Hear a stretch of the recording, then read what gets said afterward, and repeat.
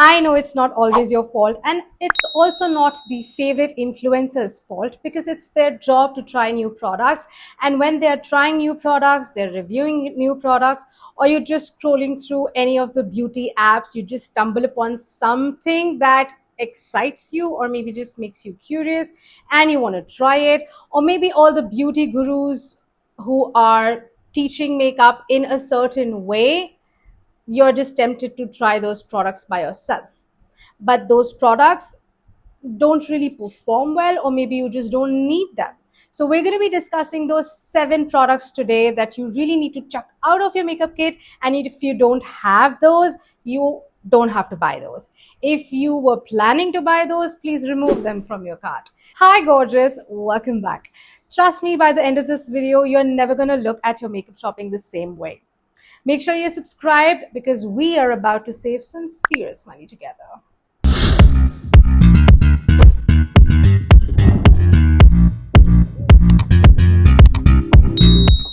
It's going to be a chatty video, and now we will start with the product number 1, eyeshadow primers.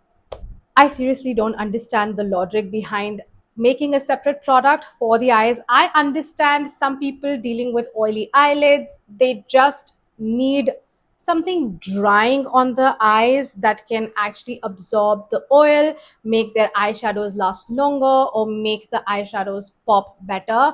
Now we have colored eyeshadow primers as well. They're available in different colors to intensify a specific pigment or shade that you're going to be using on your eyelids. Trust me, you don't need a separate eyeshadow primer. I just don't get it because it just doesn't make sense to me. You can use your regular concealer, but make sure you set it with a loose powder, lock it in place, not a compact, but a loose setting powder, just so that it doesn't crease and it doesn't slip away, or it just doesn't get transfer and ruins your eyeshadows, because nobody wants that. Also, if you want to enhance the pigment and bring out the exact color of the eyeshadow, you can use a lighter shade of concealer. A concealer which is high on coverage, not very drying. Make sure you're not applying any excess moisturizer on your eyelids, any face primer, nothing. Just use your concealer, lock it with a translucent setting powder, and then you can begin with your eyeshadows. Even your favorite makeup artists also use concealers as an eye base. You don't need a separate eye base, period. And here comes product number 2, contour and highlighter palettes. Honestly, not every face needs sculpting. Just because it's common to see everybody doing harsh contour, heavy strobing with a lighter concealer, doesn't mean that you need it. First, analyze your face. And you don't need to invest in a whole contour and highlight palette with the cream base. You can invest in 2 shades of concealer, one lighter and one slightly darker and warmer, to use as a bronzer, or you can just simply use a powder bronzer and that does the job. You don't need a contour stick or a contour palette, a creamy product to sculpt your face. A, not every face needs sculpting. B, if you're a beginner, you need to practice a lot and analyze your face structure to actually know where you need to place your contour. Contour and highlight palette is just a waste of money. Instead, invest in a good bronzer, invest in 2 shades of concealer. That just works fine. Product number 3, face mists. Honestly, face mists should be considered as a part of skincare, but they don't really do anything. Face mists are marketed as something to provide hydration throughout the day. If you're wearing makeup, just spray it on to refresh it and everything. Honestly, the humidity we deal with doesn't make you feel the need of having a face mist. And especially just refreshing your makeup with a face mist will actually remove your makeup from places. That's the humidity is just going to make it melt and it's going to crumble, it's going to slip off of your face. You're basically doing nothing with a face mist, just ruining your makeup. So in this humidity, we don't need face mists for extra hydration, for the dewy, glowy look. No, we don't. You can use a strobe cream if you want that dewy finish. You can use different formulas of highlighter, like a liquid highlighter on top, but you don't need a face mist, especially to refresh your makeup. Use a glowy setting spray instead that can give you a little bit of sheen and dewiness on the skin. Product number 4 is my favorite, color correcting palettes. Have you seen products like this and an orange corrector and a green corrector? You honestly don't need it. Unless you're a professional, you don't need these correctors in your life. Some people don't even know if they need an orange corrector. Some people don't even know if they need a green corrector. People are just buying it for the saying sake, just because it's been marketed like you need to have a color correcting palette. Honestly, this orange, green, purple, you're never going to use. In fact, the yellow, you're never going to use these colors. You can only make the use of these concealers, this creamy base, as a base for your eyeshadow to pop more, like only if you're using a lavender, a mint green, or a yellow. All your color correction and discoloration problems can be solved with a darker shade of concealer. Pick a darker, warmer shade of a concealer, which is 2 to 3 shades darker than your own skin tone, and you can correct all your unevenness on the skin, acne spots, marks, and pigmentation, all in all. Unless you have legit darker pigmentation and spots and under eyes on your skin, you don't even need an orange color corrector. You must have seen brands have come up with a peach, light peach, medium orange, darker orange color correctors, just to bifurcate it according to the skin's need.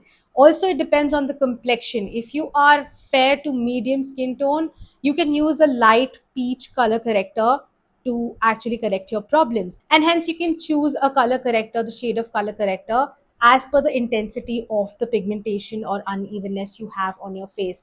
Honestly, the easiest way to color correct is to use a darker concealer instead of using a pigment such as orange or peach, because in order to hide that color corrector, you will eventually have to use another layer of product, which can be a little tricky and it can make your makeup look heavy. Also, you can see the orange peeking through your base, which is not cute.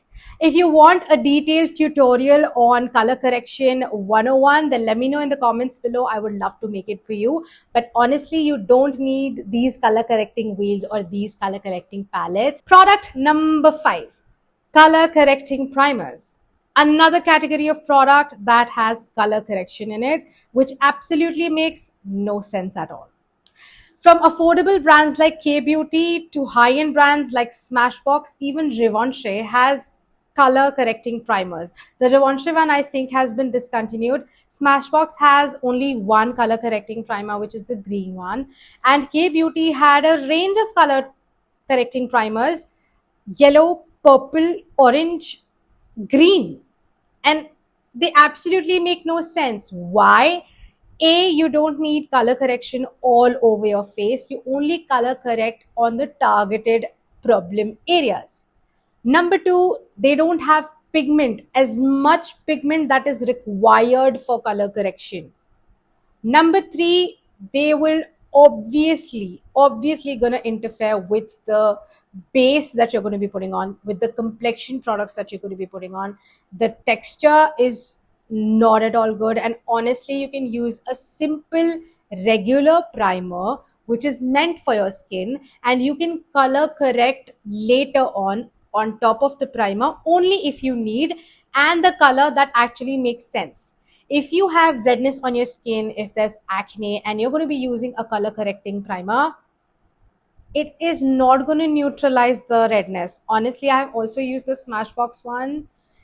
The primers, they do have this green pigment, the acne one in Smashbox and the other color correcting primers in K-Beauty. They do have that pigment, but honestly, they will not cover the redness as much. They don't neutralize it, because we need some high coverage pigment there to neutralize the color. So even if you use a peach and an orange, it just doesn't make any sense. Also, you don't need a corrector all over your face. Product number 6, again the similar category, which is color correcting powders. What are we doing with pink powder, peach powder, lavender powder, what is this science? The normal human being, if you want to buy a loose powder, you will buy a loose powder that's either translucent or is tinted, which is closer to your skin tone. And least, if you want to buy, is a banana powder, which is slightly yellow tinted. That's all, which works from medium to deeper skin tones. I mean, that's all. You won't need a color correcting powder, a lavender powder, a pink powder, because it will disturb the base. It will disturb the shades that you're using of your complexion products, your foundation, your concealer. It just doesn't make any sense because you cannot use that powder all over your face. You can just not use that powder at all. You don't need a colored loose powder. I don't know, in the name of innovation, what beauty brands are doing for producing these color correcting, colored powders, primers, and whatnot. With that, we come to our product number 7, which is brow pomade and brow wax. They don't make any sense to me. Why? Brow pomade is just too strong. If you're using a brow pomade, it looks like you've separately drawn your eyebrows with a sketch pen and you end up with red eyebrows. Red eyebrows. Not everybody likes heavy eyebrows, and especially if we talk about Indian faces, we have decent eyebrows. In case you want to draw your eyebrows, you can go for micro definers. These micro definers help you to draw these hair-like structures, and you can use these brow gels instead with the mascara. They come in so many variants, transparent and also the tinted ones. These are very easy to use and I think handy to use. They look natural, don't make your brows look too heavy and in your face kind of a look. If you want to invest in something to fix your brows in place, if you have thicker brows, you can instead go for gels and ignore these waxes and pomades. They're just too much. Even on my clients, I use brow definers and not these brow pomade and waxes. I hope you found this video helpful, and if you did, then do not forget to give it a big thumbs up. Comment below letting me know what products do you find absolutely useless, because I also want to know. Maybe I have missed something, so we all deserve to know. Drop them down in the comments below. I would love to read your comments. Subscribe if you haven't already, because that helps me reach out to more people. Until then, keep shining, glow bug. I will see you in my next one. Bye.